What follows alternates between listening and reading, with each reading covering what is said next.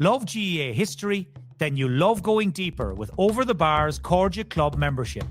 For just €5 a month, you'll get exclusive member-only episodes and series, early ad-free access to the main podcast, plus detailed show notes, a newsletter, and the chance to have your questions answered. Join Michael Foley and Ciaran O'Hara as they uncover the stories, the legends, and the questions that shaped our games. Don't just listen, be part of the club. Join now at overthebar.club.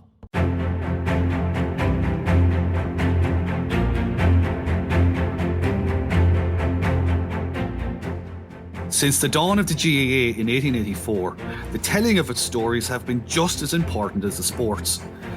Through the years, heroes and matches have been immortalised, inspiring generation after generation. But some of its most important stories have also gotten lost or turned into legend.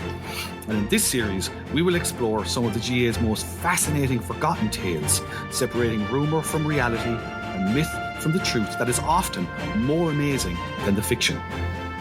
I'm Michael Foley. And I'm Ciaran O'Hara. So join us for Over the Bar, exploring the histories of the GAA.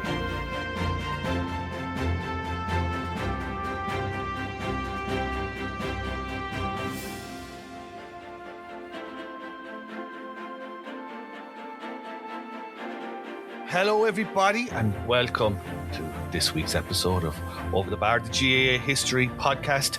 Now, Ciaran, we have for the last few weeks, because it's World Cup fever, been kind of doing soccer, GAA related themed episodes, but we've got to break off. I mean, there was tremendous excitement in Over the Bar Towers recently when Louth made their way to an All-Ireland football semi-final for the first time in 69 years.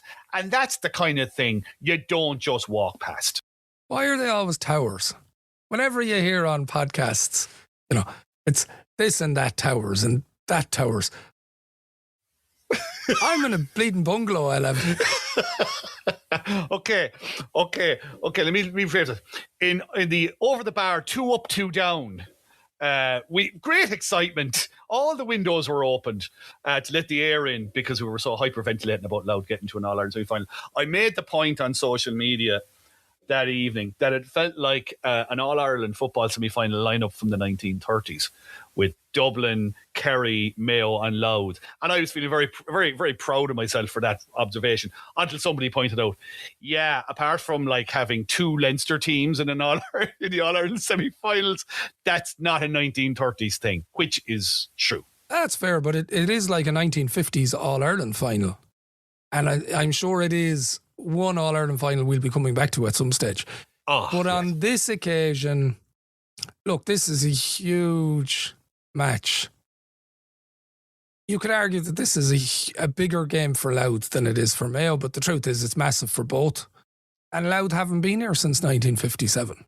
Yeah, 1957, of course, the last time they made an All-Ireland semi-final, the last time they made an All-Ireland final. And Ciaran, this is why we are going to focus on that 1957 All-Ireland final, because there is an enormous Mayo influence on that All-Ireland final from a Louth perspective. So the question to you this fine day is, how did Mayo help Louth win the 1957 All-Ireland football final?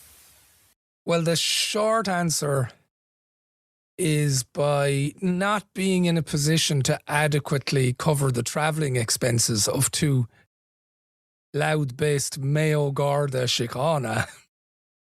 Right. They pushed 2 rather talented footballers into the Louth football scene, and those 2 footballers proved to be pivotal, if not vital, to the winning of that All-Ireland by Louth in 1957. It's such a common, even now, expenses and the non-payment of expenses. Player welfare is what we're talking about here, really, in the big umbrella. It's such a common theme through so many stories in GAA history, and players not feeling like they're being given their fair dues or not being felt like they're valued and so on. So tell us, so what's the circumstances here? Who are the players we're talking about? Why did Mayo County Board not cover their expenses? Were they big players for Mayo before they went to Louth? Well, they certainly were. I mean, in the case of Shamie O'Donnell, who was right half forward on that Louth team, he had made his championship debut for Mayo as a minor in 1953. And the other player, Dan O'Neill, was in the aftermath of the All-Ireland winning teams, the most important midfielder on the Mayo teams.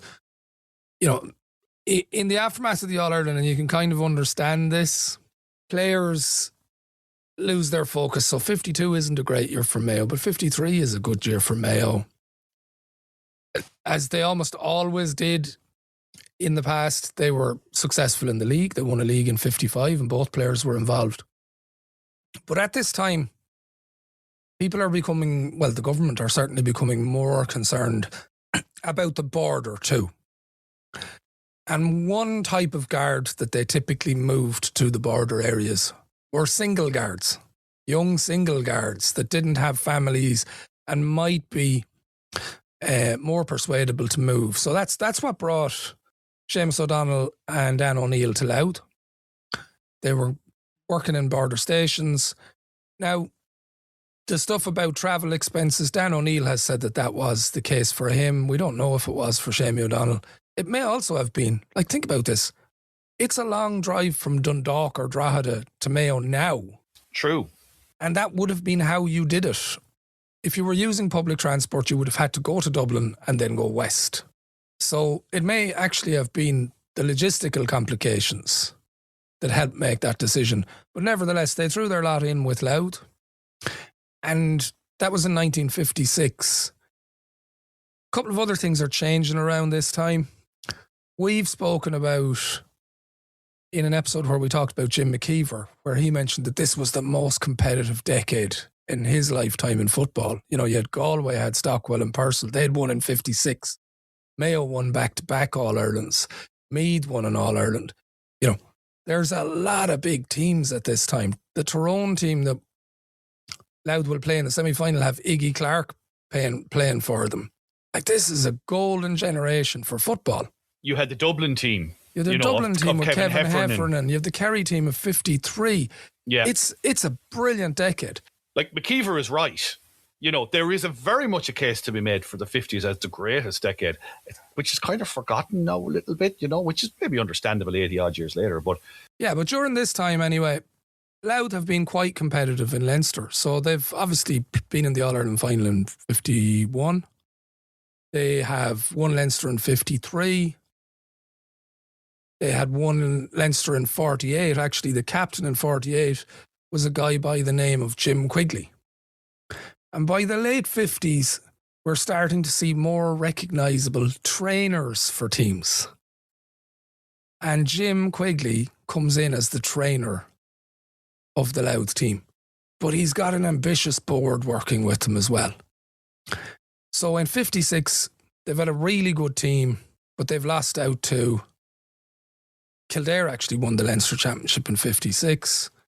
But they know something's happening. They've got these two lads in from Mayo. They've got some brilliant footballers themselves. But the county board kind of recognised something's happening. And around the same time, a guy called Dermot O'Brien, who had played with them in the early 50s, but kind of backed out of football for a few years to concentrate on his full-time job and his music career. So he was well known in show bands and Cayley bands. He was an accordionist. But he decided that he would kind of pack in the music around the end of 56.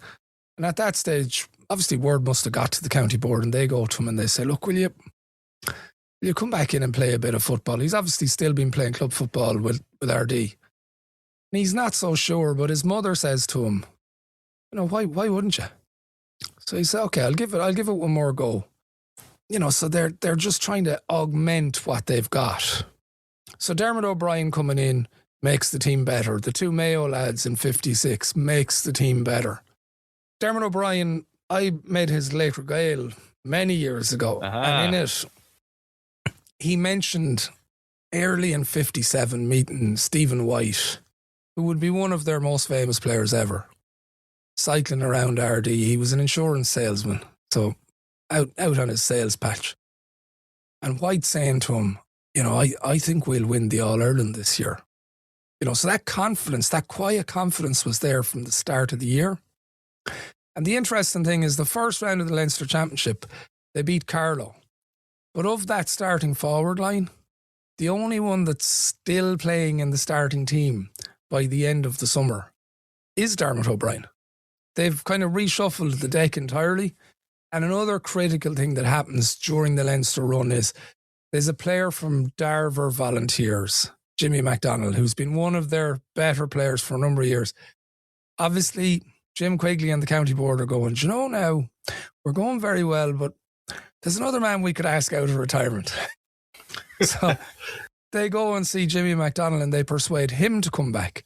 And that is critical because in the Leinster Championship, he is an absolute goal machine.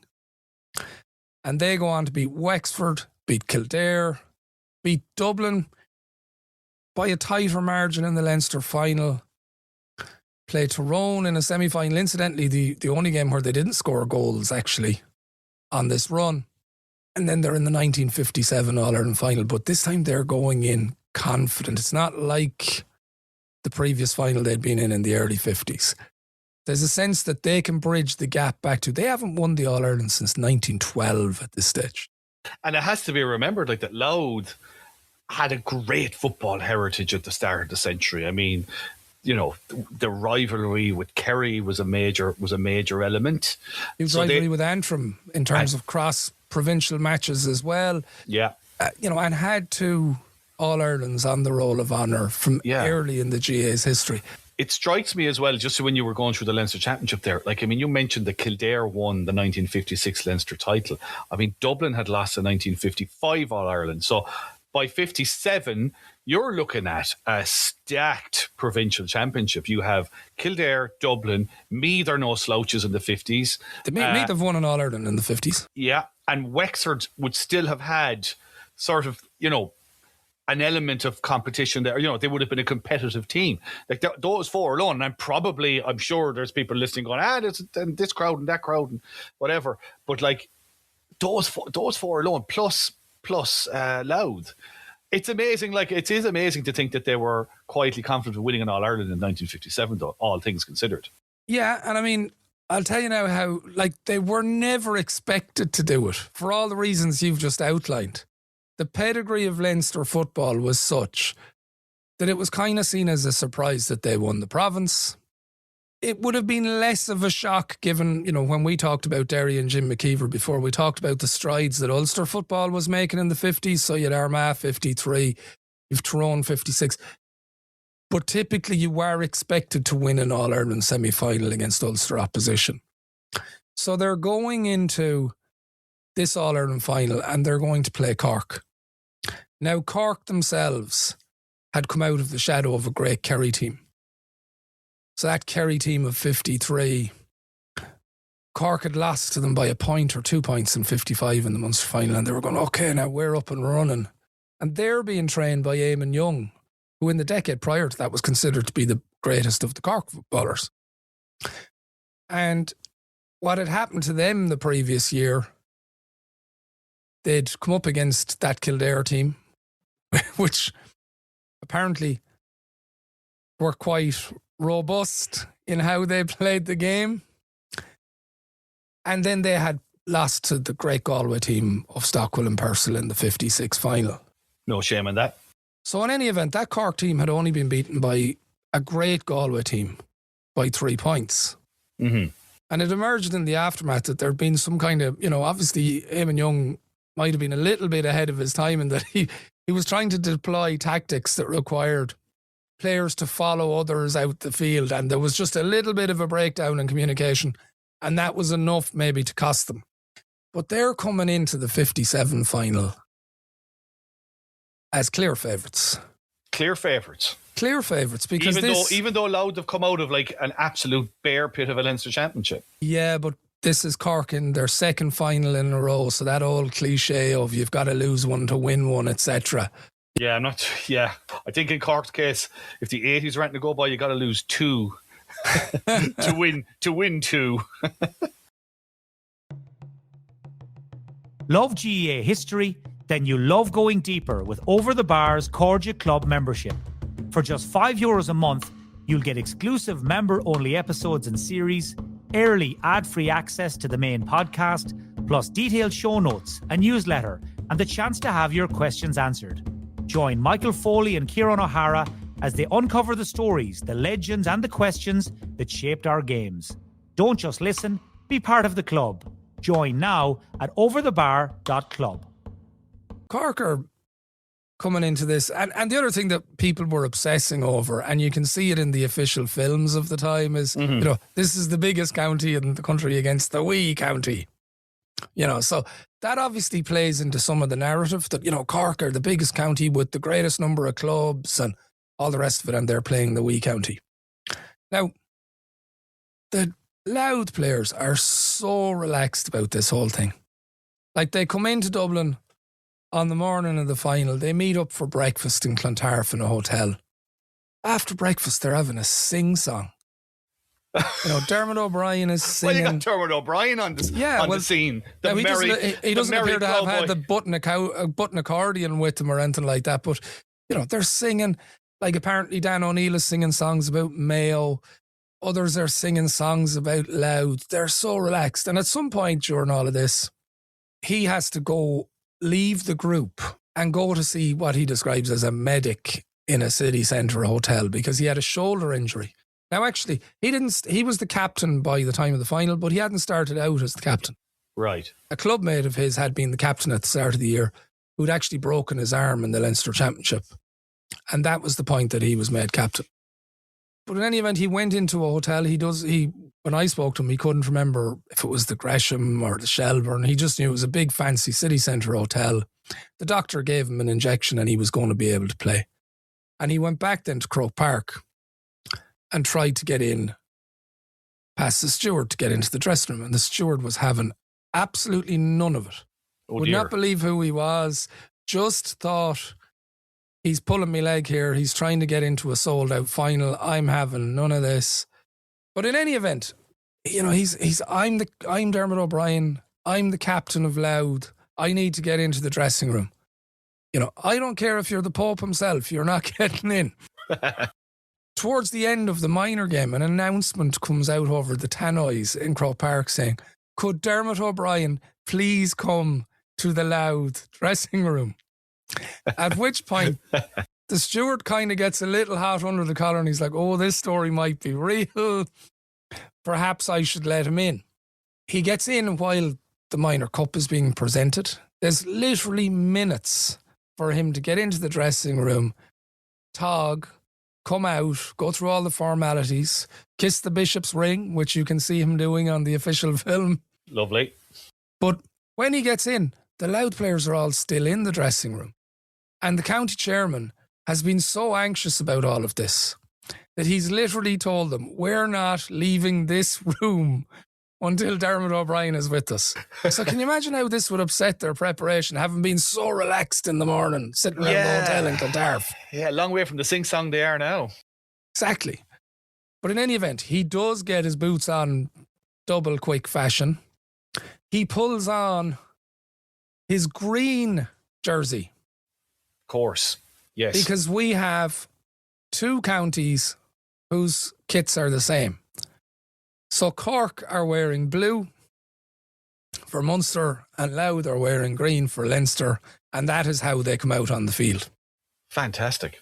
Now, not fantastic if you're watching black and white film footage yes, of an All-Ireland final. The penny hadn't quite dropped yet that what might be good for us in this film footage stuff that they make would be if one of them were a light colour and one of them a dark colour. It is basically, well, no, it's not even basically, it's completely and utterly impossible to tell them apart in the footage. And by the way, the footage is fantastic from this game. Oh, and what the most fantastic thing about it is? All of the surrounding footage, like the footage of trains arriving in to Euston and to Amiens Street. Yes. Fans walking up, the stuff that we now see as part of, it's almost like that's what dictates convention, and that's what we see now on an All-Ireland final Sunday. Yeah. The train coming in from Cork, the train coming in from Louth, the fans making their way to Croke Park. The bit I love is the bit with the sold out signs on the doors of Croke Park. Yeah. And the guy knocking on the door looking for the ticket, and rather than anyone speaking to him, there's just an additional sign being hung out that says, "Can you not read?" There's also a brilliant, like, it looks like Gulliver or something, a huge sort of, I'm going to guess it's some kind of like crepe paper sort of papier-mâché giant kind of up, I think it was up Louth, I think, kind of monster player. It's just mad looking, but it's so good. The footage actually is just one of the best, pieces of All-Ireland footage that there is. Unquestionably. And I mean, the game itself, like, Cork start really well. The game is going according to how people expect. Cork get a few points ahead. They get a goal early, which gives them that advantage. At halftime, they're a couple up. Louth midway through the second half kind of peg 4 points back, which brings them within reach. And then around the 61st minute, Cork defender clears the ball, puts it out over the sideline, and the resulting sideline is just kind of kicked in high to a scrum of bodies in the square. And Dan Murray, the Cork defender, you're looking at him going up and you're going, oh, he's got it. He has this sorted. And out of nowhere, Sean Cunningham just seems to either palm or punch it from his hands down towards the ground. It's like a headed goal at the World Cup that's a downward header. Yes, yeah. And in later years when Dan Murray is asked about it, he describes it as he wasn't sure how it happened. He thought, he prided himself on how he fielded high balls. He felt he had control of it, but when he looked, it was gone. And he saw it crawl over the goal line. But in any event, that was enough to get Louth 1-9 to 1-7 ahead. There's a couple of more chances afterwards, but it proves to be the pivotal score. And it absolutely haunts Dan Murray for the rest of his life. Well, it's very unfortunate. And I'd love to say, I've had a look at the footage. I was looking for a foul. I was looking for something to hang on to here that I could kind of push back and go, look, I was dubious one, and maybe Cork should have had a better decision from the ref. It's not really. It's just one of those things. Guys go up for a ball. Guy nearly catches it, but he doesn't. Ball ends up in the net. That's it, isn't it? Really? I mean, it's not. There is no sort of controversy around this one. No, I mean, there's numerous standout performances in the game. Like Jimmy McDonald, who I've alluded to, comes out of retirement and he's so effective in all the games leading up. Yeah. Jimmy McDonald doesn't score in the final. Good job. Good job by the Cork defence. That's Dennis Bernard, the fullback for Cork, has done his job. Kevin Behan, who's kind of the prince of the Louth midfield at the time, he does get 3 points. Jim Rowe, the corner forward, gets 3 points. Sean Cunningham has 1-1. He's had a big day out. And then the scenes at the end. Yes. This is what I love about this film footage. And we will share this to our Cordial Club members in the notes. But if you're not a Cordial Club member, just go on YouTube and look for it. Like fans bursting onto the field, lifting Louth heroes on their shoulders, crawling under fences to the point where you're thinking this guy could lose an eye off the mesh on that fence. It's magic. It's absolutely magic. Oh, and by the way, that Cork team, was there a P. Harrington on that Cork team? There was. Paddy Harrington is the right half back on that team.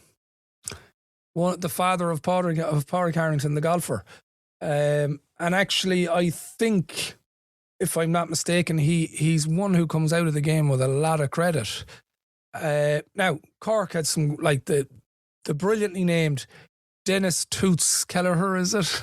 yeah. Later of the Maytals. Lovely dancehall reggae, so he did.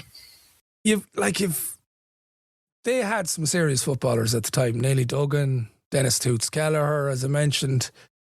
Tommy Furlong, who got the goal for them in the first half. 1-7 to 1-9 is such a narrow margin in a game like this. Now, when we were making Dermot's Slater Gael, he never tried to portray the game as any kind of classic. It was just He said actually the football was quite poor. But all that mattered was that they'd bridged that gap. That Louth were back and they'd won an All-Ireland final after such a big gap. And having had so many near misses in the decade before. Yeah. Did you dip your toe in the celebrations, Ciaran? They must have been absolutely insane. I would say, the other thing that we know about Louth, and there's a couple of counties like this, it would be similar in Sligo. Louth is a big football county as well as in soccer county. You've got Dundalk, you've got Drogheda United. But this does seem to have been something that captured the imagination of the whole county. So you've got huge homecoming celebrations when they go back up and cross the county boundary from Dublin into South Louth.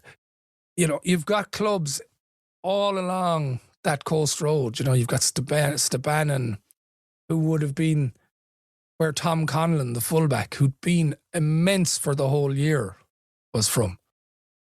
And then all the way up as far as RD, where Dermot O'Brien, the captain's from, where you've also got Patsy Coleman from there. You know what I mean? There's a good spread around the county, so they're actually able to enjoy it for a number of weeks. The Sam is just being passed around the county. I'm sure they do enjoy it. I'm sure they do. Now, I want to come back, actually, just before, maybe we might talk about Dermot O'Brien a little bit more, but before we do that, right, I want to come back to the Mayo boys. And there's something that I'm curious about. So just to add a little bit of context to, that period for Mayo in the kind of early 50s. So we know that they won 2 All-Ireland titles in 1950 and 51. They're still celebrated to this day. It's the last time Mayo won All-Irelands. But we also know, and it's something that we will come back to for sure, possibly even in a series, Ciaran, maybe not one episode, but that Mayo team that won those 2 All-Irelands, they had to almost create a high-performance environment insofar as that such a thing existed at that time. They had to really push hard to create the environment that created the conditions to win 2 All-Irelands. We're going into the 1950s. I'm wondering whether there was a drop-off in terms of the county board interest. You mentioned there that one of the key things here that comes out to me is that Louth County Board really got behind this team and they tried to plug gaps wherever they could, getting guys back out of retirement, getting a couple of Mayo boys in. Oh, and don't forget, we know that earlier in the decade, Frank Stockwell had been based in Dundalk and they'd gotten him involved with Louth. Yes, exactly. So they're not passing up opportunities to raise the standard of Louth football. They're very progressive. But I suppose what I'm asking is, to what degree are Mayo culpable, rather more than helping Louth, to what degree are Mayo culpable for losing these 2 players and actually damaging their own prospects in at the same time? It's so difficult to say because as we know, and we've talked about this at the outset, their profession is that they're guards. Mm-hmm. And there is an IRA border campaign. This is where Sean South comes out of. He's killed at the beginning of 1957 in a botched attack on a barracks, I think in Fermanagh or somewhere. So that's important context as well. Yeah, so they're not in control of where they work. They, and you would hear of a lot of grievances, particularly in the case of guards, guards that were based in Donegal, having to travel enormous distances and not being able to get compensation from the county board. Now, the county board is like any other unit at this time. It would depend on the resources they had to pay. Different things are criticised in that time around the Mayo county boards of the time. Players complained that the medals for 51, that there was no medal ceremony, they were just posted out to the players. And it may have been indicative of a culture at the time where possibly there was more concern about just balancing the books than trying to generate, through whatever means, fundraising, etc., the necessary funding to do things properly. But the travel, in the case of these 2 players, I think it's beyond their control. They've been moved the full width of the country. Yeah. Where were they from in Mayo, actually? What were their clubs in Mayo? Dan O'Neill was from Castlebar, and he would later move back to Castlebar, and actually He moved back in 1962. He played one more year with Mayo in 1963, but such was some of the disdain for what he had done that he did recall that one individual, certainly in Castlebar, told him that he would never play for Mayo again because of what he'd done in 1962. But he did go on to play for Mayo. After the Guards, he went on to be involved in sales and other activities, commercial activities. He ended up playing with Father Griffins in Galway ultimately. You know, he brought out an autobiography in the 1980s called Divided Loyalties. Oh, really? Oh, wow. That's kind of cool. At a time when, you know, it wasn't very common for 50s footballers to have autobiographies. Very, very rare, yeah. Shamie O'Donnell was from Ballahadreen. Right, so he was already versed in border politics. He certainly was, yeah. And he would later go on to live in Wexford too. So again, you know, a career in the Guards requires you to follow the chain of command. Love GAA history? Then you love going deeper with Over the Bar's Cordia Club membership. For just €5 a month, you'll get exclusive member-only episodes and series, early ad-free access to the main podcast, plus detailed show notes, a newsletter, and the chance to have your questions answered. Join Michael Foley and Ciaran O'Hara as they uncover the stories, the legends, and the questions that shaped our games. Don't just listen, be part of the club. Join now at overthebar.club. But this group were incredibly close. They had several reunions, you know, 30th, 40th, 50th. And actually, a couple of the Cork players used to, you know, they'd hear they were on and they'd go up and attend. There was that respect there between the two teams forever. They could probably identify with each other, Ciaran. You know, they were both teams that were, you know, in Cork's case, they had been in Kerry's shadow for so long. And in Louth's case, they had waited so long to reconnect with an ancient tradition of winning All Irelands and trying to get out of Leinster and so on. So, you know, there was probably a certain connection there in that way. They're, in the aftermath of this All Ireland, they're national figures. I mean, ultimately, we've mentioned that Dermot O'Brien was a musician. He didn't become a full-time musician until around 1963. But part of what gave him the ability to pack in his day job and become a full-time musician was the profile he had from football. Right, okay. And I mean, he's also a very accomplished musician. So he goes on to have Dermot O'Brien and the Clubmen, his show band in the 60s. He presents music shows on RTE in the 60s.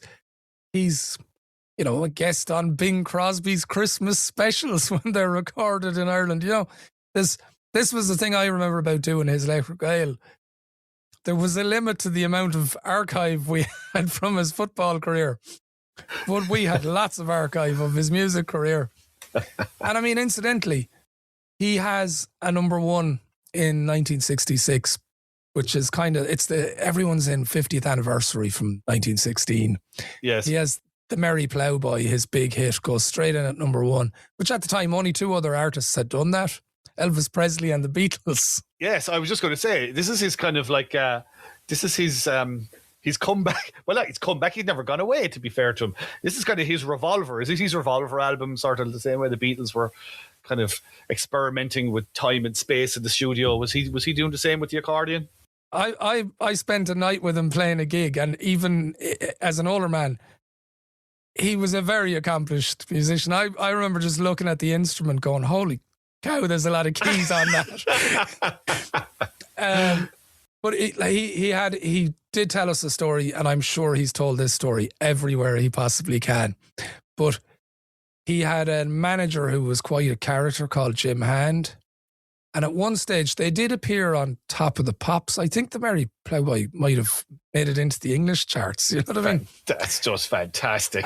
But in any event, they were coming back from London at some stage, and they were in Heathrow, and they saw Brian Epstein, the Beatles manager, at the airport. Yes. And Jim Hand went over and kind of introduced himself and took Epstein's hand, which I think Epstein was greatly uncomfortable with. And, you know, the boys are doing very well for you. We're playing all their numbers. Tell me how you playing the Ploughboy. cue more bemusement from Brian Epstein, I'd imagine. I'd imagine huge amount, yeah. so, I mean, Dermot O'Brien was as well known in the 60s and 70s for being a musician as he was for being a footballer in the 50s. And when we recorded his late record, I think it was around the turn of the century, or 2000 or 2001, he was still gigging at that stage. You know, now, obviously the gigs weren't near as big as they had been in his heyday. And I mean, it was hard work. He had to carry around all his own sound gear and set up the stage and play. But the people that were coming in to watch him that night were a kind of a curious mix of older football fans and people who'd been coming to see him since the 60s. You know, they were talking to him afterwards about, I saw you play here, and I saw, like, apparently the Galtymore in Cricklewood, he could pack to the rafters. Yeah, I can well imagine it. I'm just thinking in my head here while you're talking. I interviewed Dermot O'Brien. He was one of the very first people I interviewed when I was starting out as a journalist. I was working for the Sunday Tribune. This is back in the summer of 1998. And the Tribune at the time had a little summer series called My County. And yeah, I remember he was, as you say, he collected the trophy. Like, he collected the Sam Maguire.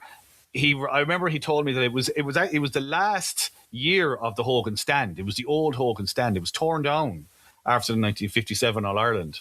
Yeah, and I mean, that's one of the amazing things about the attendance.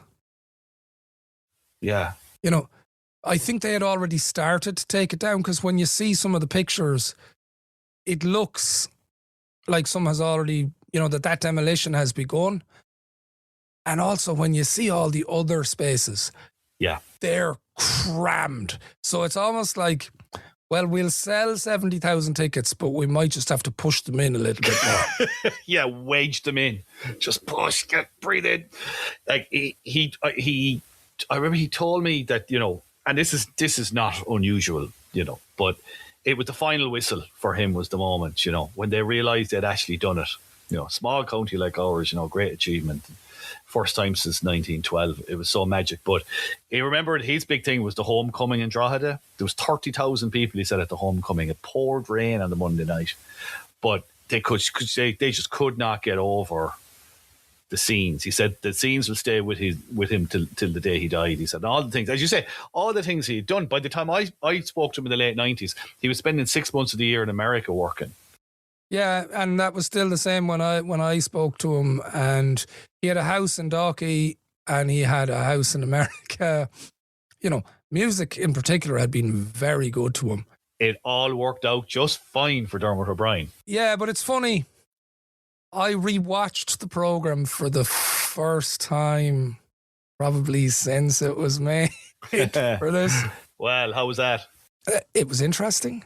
You know, you are watching going, yeah, we only had the one match. Thank God the footage was so good. His closing line in it, I always remember, I can't remember what question would have prompted it.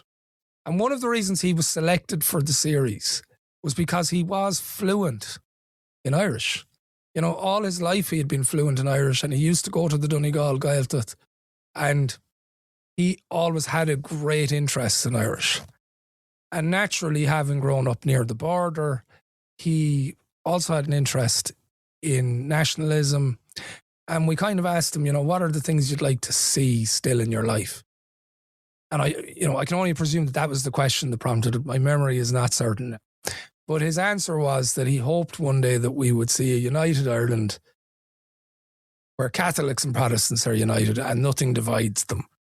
And the second part of it was that he hoped one day to see another Louth captain climb the steps of the Hogan stand to collect the Sam Maguire so that he would not be the last anymore. And you did kind of feel a little tinge of poignancy when seeing that back, and you're kind of going, to think that he passed away in the meantime and they weren't even close to the kind of moments that they've generated in the last few years. Yeah, it's for I'm sure for that team, you know, that was probably the great frustration for them, maybe, that they just couldn't, Louth just didn't push on after 1957, really. But it was such a competitive era. It and so really, many really of them was. would have stayed involved so deeply in their clubs. And like Stephen White's son played, you know what I mean? There are so many connections down the generations. Well, you mentioned so many names, so many surnames there that, resonate and have reverberate through Louth teams all the way up to the last decade, So, like, their legacy, it's not so much that they have had a great legacy. They've helped to populate Louth football teams for years since. But there is that, I'm sure, no more than 1957 when they felt the tinge of the 40-odd years, I mean, it's even longer now that they've been waiting. They're trying to bridge that back to 57. But we've seen, and I think this is where the parallel with the late 40s, early 50s is.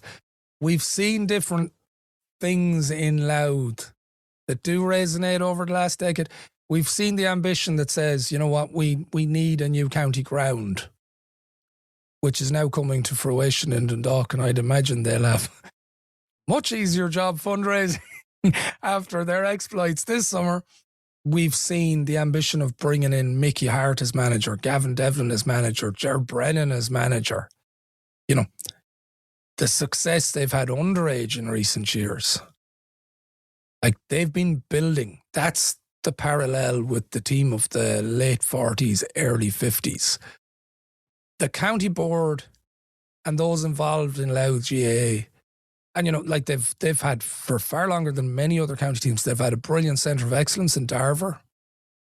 But you're kind of seeing the things that led them to call to people's houses and ask them to come out of retirement reflected in a very modern way in the last decade. Absolutely, 100%. And it's been great to, join Mayo and Louth together through history before they go into battle. Because, I mean, the 1950 All-Ireland final was Louth and Mayo, wasn't it? Yeah. So they actually have a much richer history than what we might assume. But they've seen each other on the biggest days. And as you've described there, Ciaran, Louth got a little tiny leg up from a couple of Mayo men as well to win their last All-Ireland. Although I'm sure the Mayo men will be the first to say that Louth were the ones that gave them a leg up in the heel of the hunt. In any event, I will say this. We will bear Louth no ill will. And I'm being very careful here, and you can see that I'm struggling with the words somewhat. He's struggling. He's doing his best. Go on. We will bear Louth no ill will should they bridge that gap and make it to the 2026 All-Ireland final after such a long gap. Well, either way, whoever wins, it's going to be a hell of a story for either team. It's fantastic to see them back. As I say, we were very excited to see Louth back in an All-Ireland semi-final because they gave us the chance to tell a story like this. It's fantastic. Ciaran, thank you so much for, as I say, joining the hands of Louth and Mayo back together again through history before they go to war next weekend. It's going to be great. Thank you all for listening. As always, we really appreciate your time and your interest and your commitment. And we would ask you very genuinely and honestly and truthfully, if you did enjoy this, just give us a little like rating there on your podcast machine, wherever you're listening to this. If you think that there's anybody who might be interested in these kind of old yarns and might dip in and out, might find some enjoyment in these, tell them. Just let them know. It's amazing, even in this world of social media, how much word of mouth really does kind of still work, So if you do know anybody who'd enjoy these, do spread the word. And if you like this and you'd like to hear some more, do go and subscribe at overthebar.club for less than the price of a match program for a month. We are heading very quickly towards 90 episodes in all in our back catalogue. So it's all there to be discovered and explored at your leisure. But for the time being, we'll sign off. We look forward to that All-Ireland semi-final, Ciaran. Some of us will be more relaxed than others that weekend. But we'll talk to you all soon. Slán.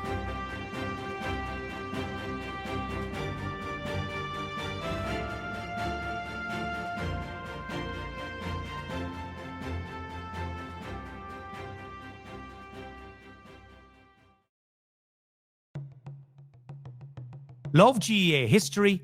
Then you love going deeper with Over the Bar's Cordia Club membership.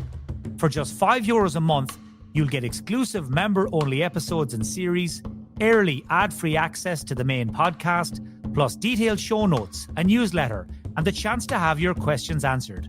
Join Michael Foley and Ciaran O'Hara as they uncover the stories, the legends, and the questions that shaped our games. Don't just listen, be part of the club. Join now at overthebar.club.